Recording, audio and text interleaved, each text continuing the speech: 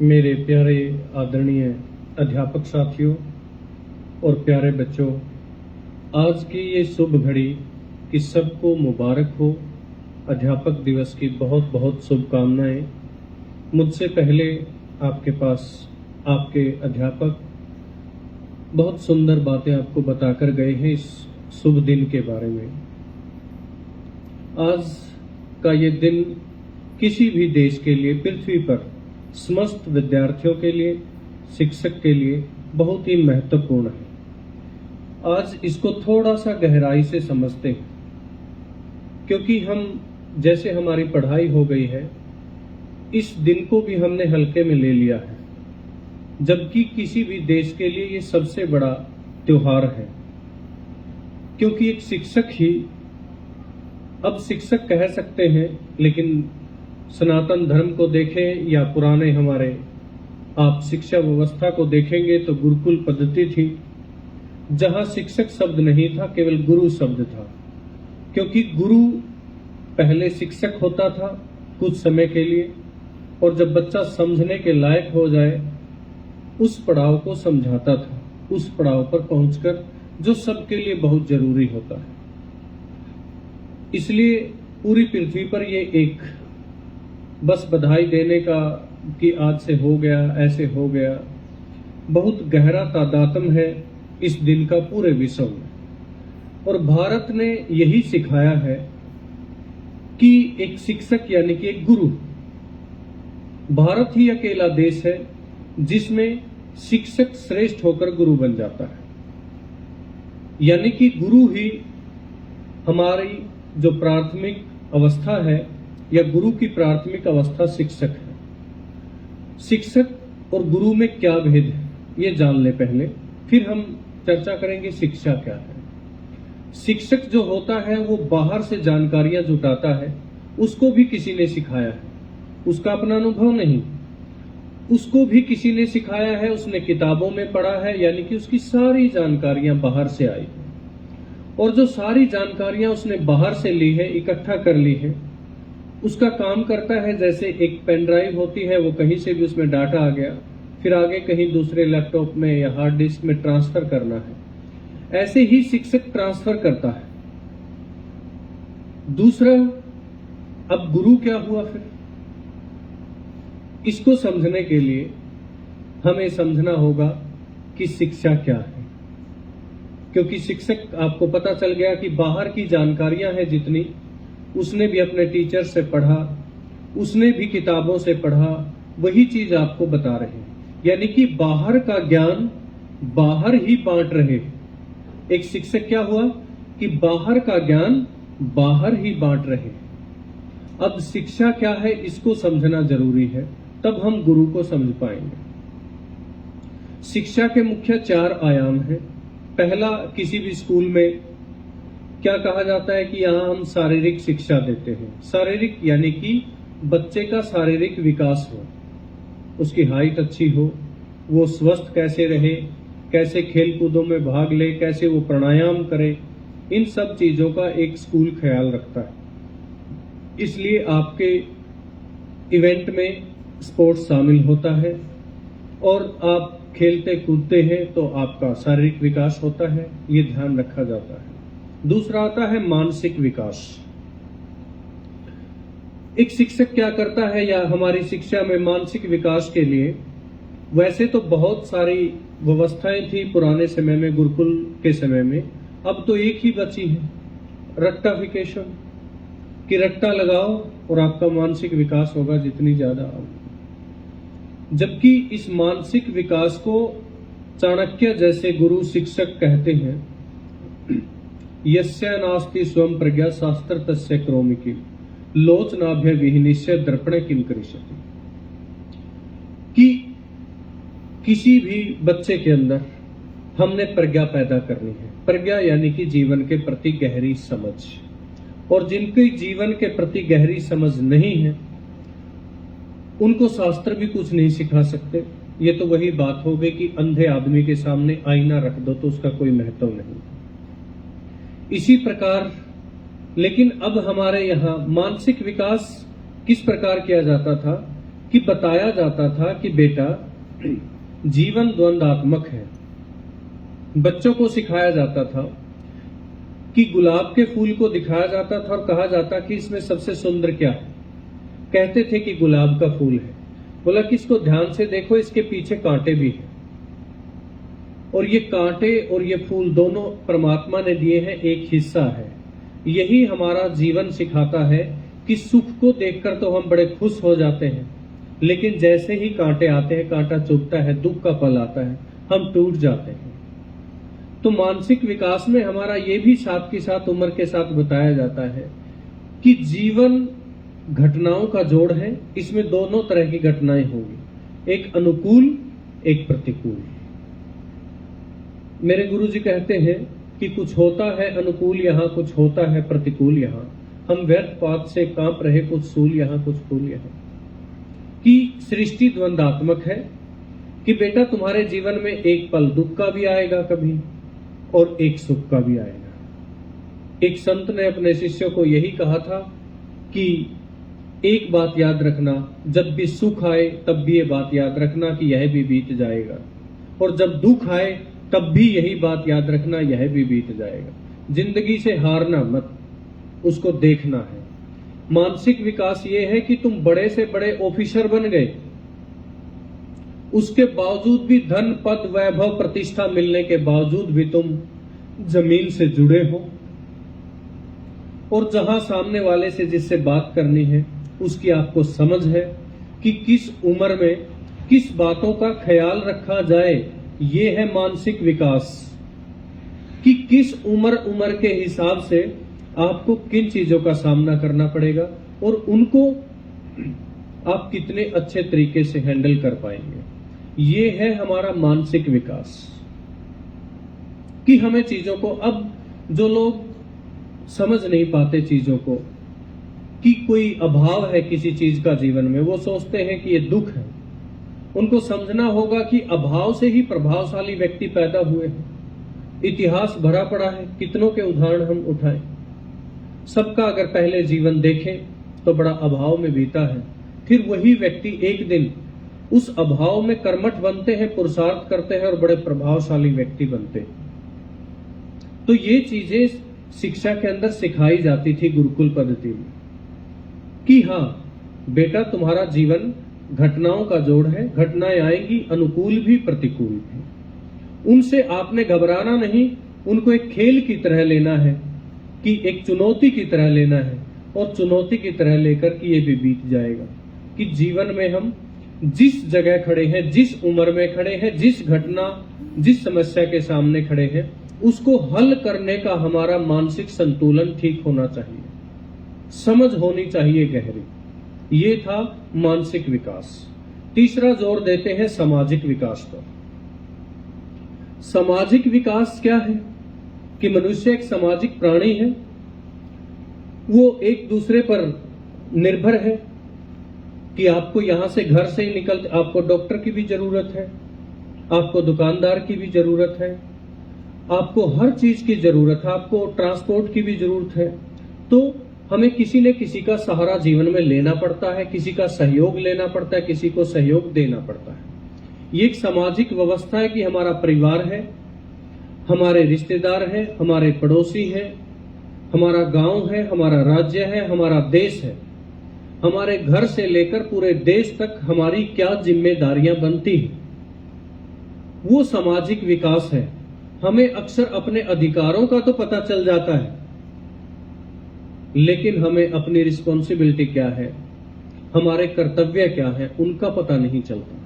सामाजिक विकास इसी का नाम है कि हमें अपने कर्तव्यों के प्रति जगाया जाए कि हमारे कर्तव्य क्या है। हम अक्सर नकारात्मक सोचते हैं कि सरकार कुछ नहीं करती, ये नहीं कर रही, हम उन पे तो बड़ी आसानी से उनका कसूर निकाल सकते हैं, लेकिन मैं क्या कर रहा हूं देश के लिए, कभी अपने अंदर झांक कर नहीं देखते। बड़े बड़े ऑफिसर बैठे हैं जिनकी एक कलम से बड़े बड़े काम हो सकते हैं, लेकिन वो फाइल दबाए बैठे हैं। क्या सोचते हो तुम वो देशभक्त हैं? समाज अकेला एक छोटी परिभाषा नहीं है, अपने घर से शुरू होकर पूरा देश एक समाज है, पूरी दुनिया एक समाज है। कैसे उनके साथ हमारे मधुर संबंध हो, अपने आसपास और हमारी देश के लिए क्या रिस्पॉन्सिबिलिटी बनती है। दो चीजें होती हैं, एक होती है ड्यूटी, एक होती है रिस्पॉन्सिबिलिटी।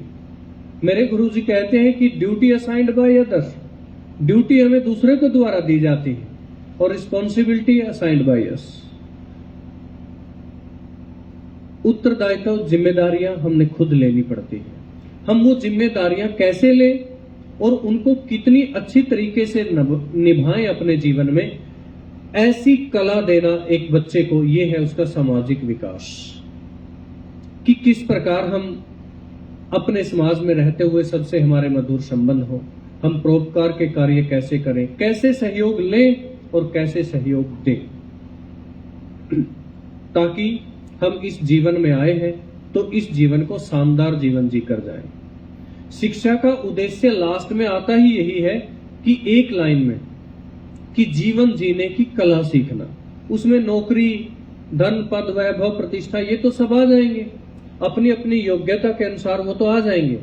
लेकिन हो सकता है एक आईएएस से एक चपरासी ज्यादा आनंदित रहता हो, खुश रहता हो, तो जीवन जीने की कला उस चपरासी के पास उस आईपीएस या आईएएस से ज्यादा हो, कि वो आनंदित रहता हो, अपने बच्चों के साथ मधुर संबंध हो, या अपने जीवन में वो सबके साथ अच्छे से सामाजिक आचार व्यवहार करता हो।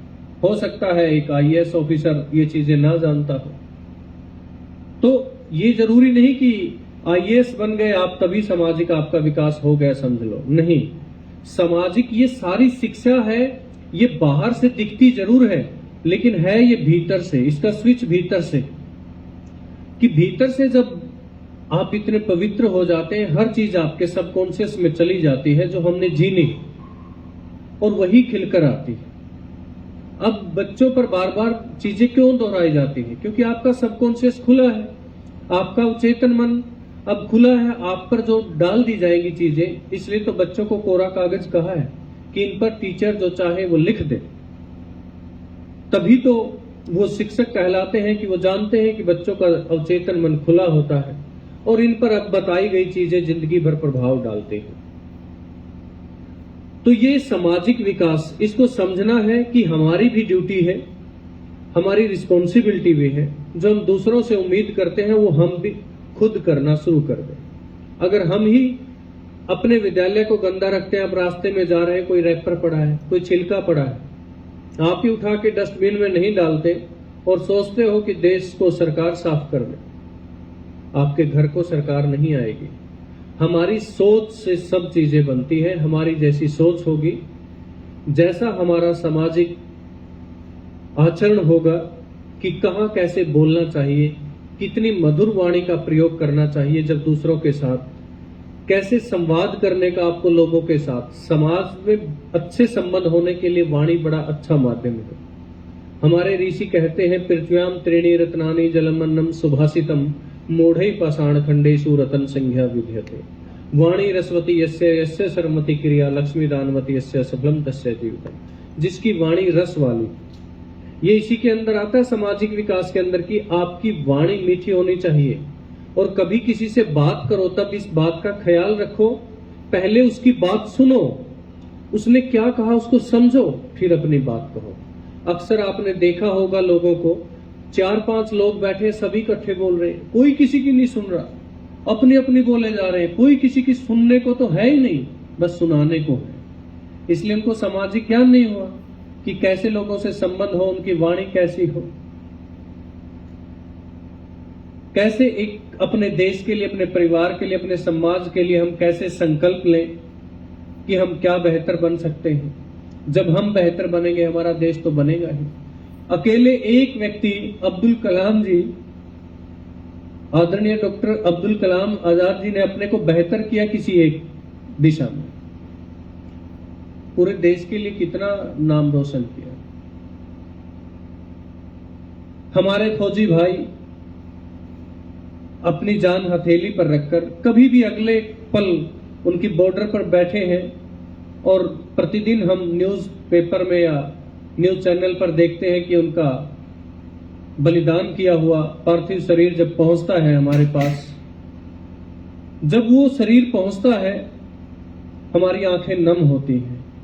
उसने अपने देश के लिए अपनी जान कुर्बान कर दी कि ये मेरा सामाजिक कर्तव्य है, जिस देश में रहता हूं उस देश के लिए अगर मेरे प्राण भी चले जाएं, तभी तो हम चैन की नींद सोते हैं, तभी तो हम आराम से अपने यहां स्वतंत्र हैं, क्योंकि हमें अपनी स्वतंत्रता के पीछे उनकी मेहनत नजर नहीं आती। इसलिए स्कूलों में बच्चों को बताया जाए कि हम इतने स्वतंत्र हैं यहां, वो किस लिए है, कैसे ताना बाना है समाज का सारा, कौन अपनी क्या क्या भूमिका निभा रहा है, ये सब चीजें भी शिक्षा के अंदर सामाजिक विकास में बताई जाती है। अब आता है अंतिम चौथा पहिया आयाम, वो है आध्यात्मिक विकास। इसको तो कोई शिक्षा वाला या कोई स्कूल छूना ही नहीं चाहता। ये तो अछूत बना दिया है ये आयाम तो शिक्षा का। ये तो ऐसे बना दिया कि जैसे इसकी तो कोई जरूरत ही नहीं। ये तीनों बेकार है जब तक आपको आध्यात्मिक विकास नहीं हुआ। भगवान श्री कृष्ण को अपने गुरु के पास जब थे, ये चीजें सारी सीखनी पड़ी। भगवान राम को सीखनी पड़ी और वो सिखाई गई चीजें उन्होंने भी गुरुओं के पास जाकर ये चीज सीखी। वो हमें कह रहे हैं बेशक हमने अवतार लिया हो, लेकिन हमें इस शरीर में आने के बाद सीखना पड़ेगा गुरु का क्या महत्व है। शिक्षक वो गुरु के लेवल पर तब पहुंच जाता है जब वो बच्चे का आत्मिक विकास भी कर पाए, उसको बता पाए कि बेटा देखो, शारीरिक, मानसिक, सामाजिक, इन तीन चीजों को आप और बेहतर तब कर पाएंगे जब आपका आत्मिक विकास होगा। बिना आत्मिक विकास हुए हम एक इंसान तो दूर की बात है, हम अच्छे से एक सामाजिक प्राणी भी नहीं बन पाते। हम जान ही नहीं पाते कि हम कहां खड़े हैं, हम क्या करने आए हैं, क्या है। वो लास्ट में बताते हैं, जैसे हमारे ये चलता है ना, अर्थ, धर्म, काम और मोक्ष। पहले इसको 4 श्रेणियों में बांटा जाता था कि आपके जीवन यापन के लिए आप धन कैसे कमाएं। जैसे आजकल आपको नौकरी के लिए बताया जाता है कि आपको जीवन जीने के लिए धन की भी जरूरत है और होनी भी चाहिए। मेरे गुरुजी कहते हैं कि सम्राट बनो राजा जनक की तरह, कि आपके पास आपकी आत्मा का भी पता हो कि मैं आत्मा हूं, और आपको ये भी पता हो ये राजमहल सब मेरे नहीं है, मेरे होने के बावजूद भी मेरे नहीं। ऐसा ज्ञान कि आपको फिर दुख नहीं घेरेगा, आप आत्महत्या की ओर नहीं दौड़ेंगे, क्योंकि मेरा कुछ है ही नहीं। मैं तो केवल धरती पर आया हूं विजिट करने, और केवल यहां मौज करने आया हूं, जीवन जीने आया हूं। कैसे अपना आत्मिक विकास करना है, हु आई एम, ये प्रश्न छूते ही नहीं। स्कूलों में बच्चों को बताया नहीं जाता, प्यास जागृत की ही नहीं जाती कि तुम्हारा अंतिम उद्देश्य ये है। जिस दिन तुम ये जान लो हु आई एम, मैं कौन हूं। अष्टावक्र कहते हैं ना, देह हूं मैं नहीं, देह मेरी नहीं, हे जनक जिसने जाना है योगी वही। कि असली योगी कौन है, जिसने जाना कि ये देह मैं नहीं हूं, मैं तो इस देह के भीतर वो हूं जिसको भगवान श्री कृष्ण कहते हैं, नैनम चिरंती शस्त्राणी नैनम दहती पावक, न चैनम क्लदंतो को न सोस्यति मारुत। मैं तो वो हूं। ये अंतिम है। जब बच्चा अध्यात्म की ओर मुड़ता है तो वो बच्चे फिर किसी की हत्या नहीं करते, वो बच्चे लूट, डकैती, हिंसा की तरफ नहीं दौड़ते, क्योंकि उनको पता चल जाता है कि मैं आत्मा हूं। और आत्मा का जब अनुभव हो जाता है तो फिर उनको परमात्मा का अनुभव हो जाता है कि मैं यहां से जो भी कर रहा हूं वो मेरा कर्मबंध बन रहा है। कि मुझे यहां हो सकता है चोरी करते हुए किसी की नजर में ना हूं, लेकिन परमात्मा का ये आकाश इतना बड़ा सीसीटीवी लगा हुआ है कि ये सब कुछ आज भी हमारा जो जीवन है हमारे कर्मबंधों पर आधारित है। तो हर जन्म में हमें मौका मिलता है और बेहतर कर्म करने का, अपने हाथ में है। परमात्मा एक दृष्टि से देखा वो नहीं लिखता, लिखते हम ही हैं। परमात्मा का तो नाम लेते हैं बस। अब चोरी आपने की, आप पीट रहे हैं, आपने हिंसा की, पीट आप रहे हैं। कर्म भी आपका था और परिणाम भी आपका था, फल भी आपने भोगा। इसलिए ये चीजें सिखाई जाती है अध्यात्म में कि आपकी दृष्टि कैसे हो, सम्यक कैसे हो आपकी दृष्टि, कि जीवन में घटनाएं होती हैं उसमें तथ्य, कथ्य और सत्य है, फैक्ट, फिक्शन और ट्रूथ से हम जीवन को देखते रहते हैं कि फिक्शन के रूप में कथाएं गढ़ के दुख घेर लेते हैं। उनसे पार आपको बताया जाता है कि चीजें जैसी हैं उसको वैसे देखें, आपकी सम्यक दृष्टि होनी चाहिए, जागृति होनी चाहिए। आप देखें कि आप रजोगुणी हैं या सतोगुणी हैं या तमोगुणी हैं। बहुत रेयर होता है कोई जो सतोगुणी पैदा हो, हम रजो या तमो होते हैं। लेकिन जब हमें पता चल जाता है, गुरु बताता है हमें हम रजो हैं या तमो हैं। इसको पश्चिम के वैज्ञानिक आई और यू ग्रुप बोलते हैं, मनोवैज्ञानिक है जो, वो कहते हैं आई और यू ग्रुप। अगर आपको इसका पता चल गया कि मैं कौन सी पर्सनैलिटी का व्यक्ति हूं, इंसान हूं, आई हूं या यू हूं, जैसे ही तुम उसके प्रति जागते हो तुम सतोगुणी होने लगते हो। कि रजोगुणी मुझसे क्या क्या करवाती है पर्सनैलिटी, तमोगुणी मुझसे क्या क्या करवाती है।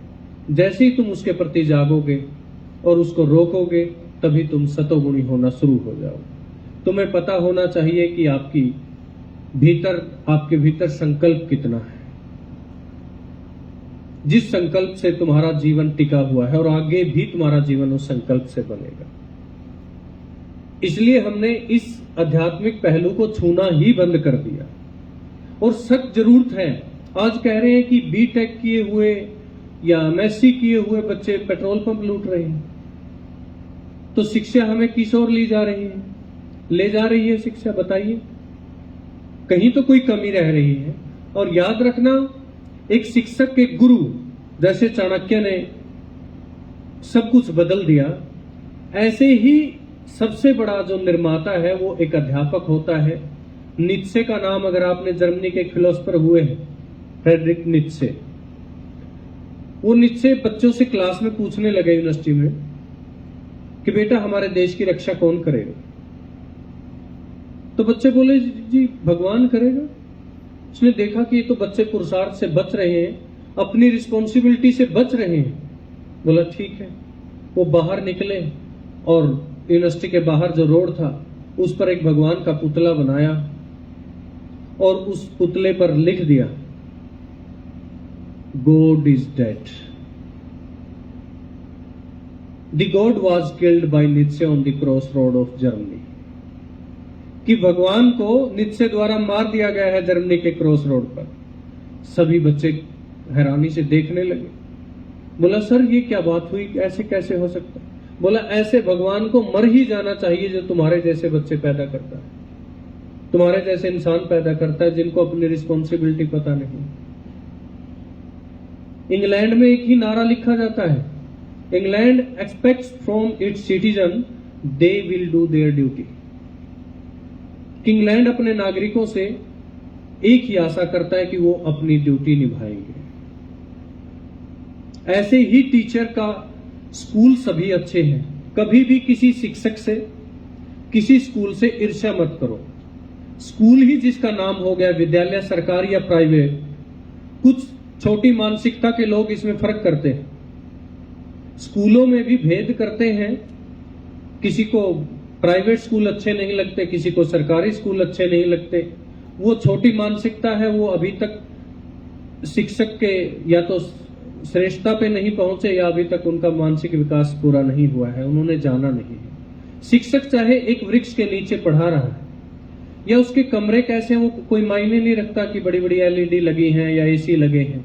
या हो सकता है आप सरकारी स्कूल और प्राइवेट स्कूल, कोई फर्क नहीं है, सब अच्छे हैं।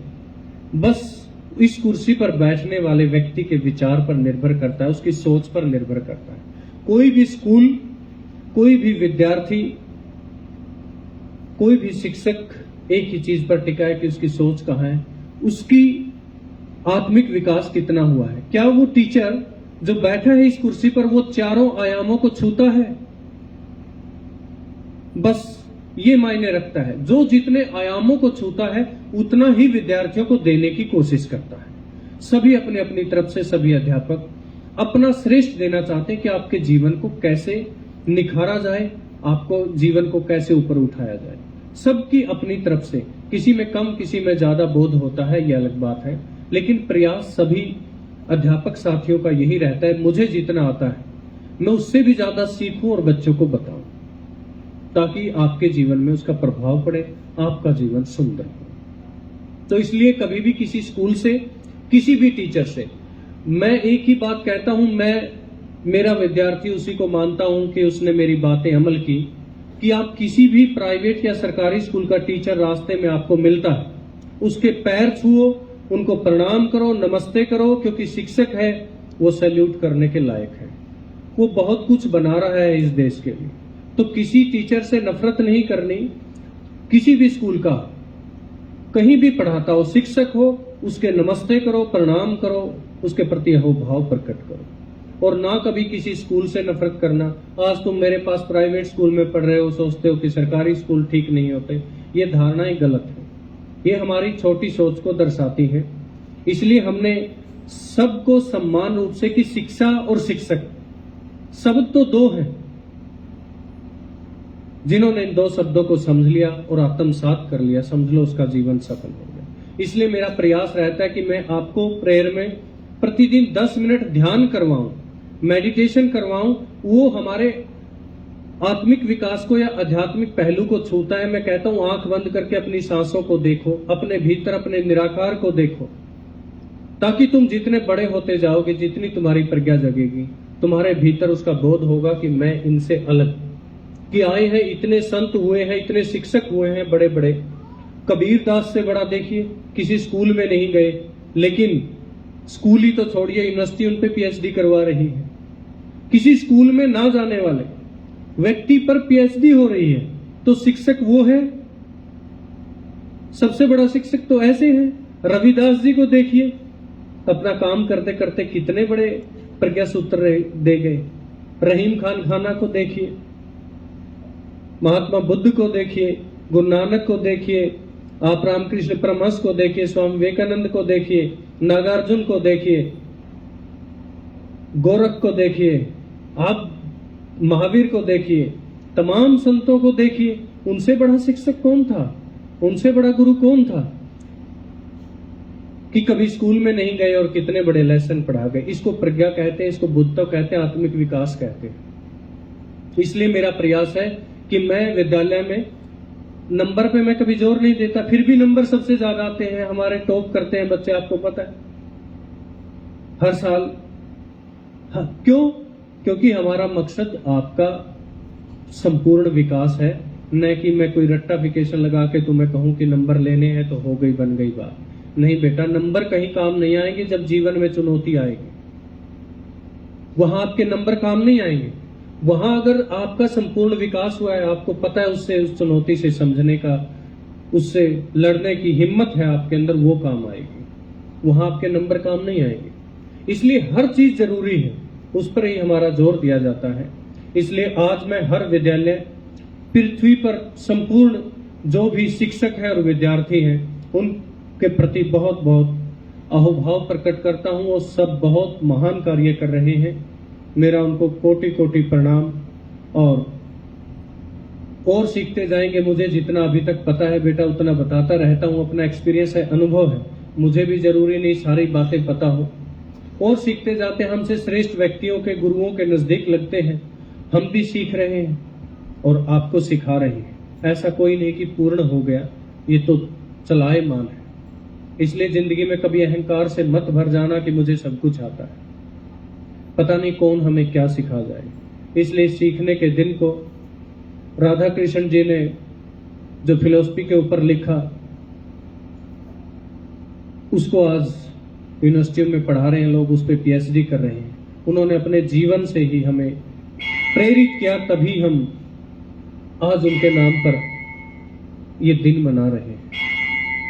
लेकिन ये हर उस अध्यापक का, केवल राधा कृष्ण जी का जन्मदिन नहीं है। मैं कहता हूं आज हर उस शिक्षक का और गुरु का जन्मदिन है, और ये किसी भी देश में सबसे बड़ा उत्सव होना चाहिए। इस दिन होने चाहिए सेमिनार, इस दिन होनी चाहिए बड़ी बड़ी सभाएं। प्रधानमंत्री, राष्ट्रपति जी को आज रखने चाहिए कि पूरे भारत के शिक्षकों के सामने उनको बैठना चाहिए कि आप हमें मार्गदर्शन करें कि इस देश को और कैसे बेहतर बना सकते हैं। और एक शिक्षक ही बता सकता है, क्योंकि उसके सामने देश बैठा होता है। देश यानी कि आप युवा, बच्चे, जो आगे चलकर कोई आप में से प्रधानमंत्री बनेगा, आप में से राष्ट्रपति बनेगा, वैज्ञानिक बनेगा, इंजीनियर बनेगा, आप हो देश। तो इन्हीं शब्दों के साथ मैं एक बार फिर आप सभी को बहुत बहुत बधाई देता हूं। Thank you sir.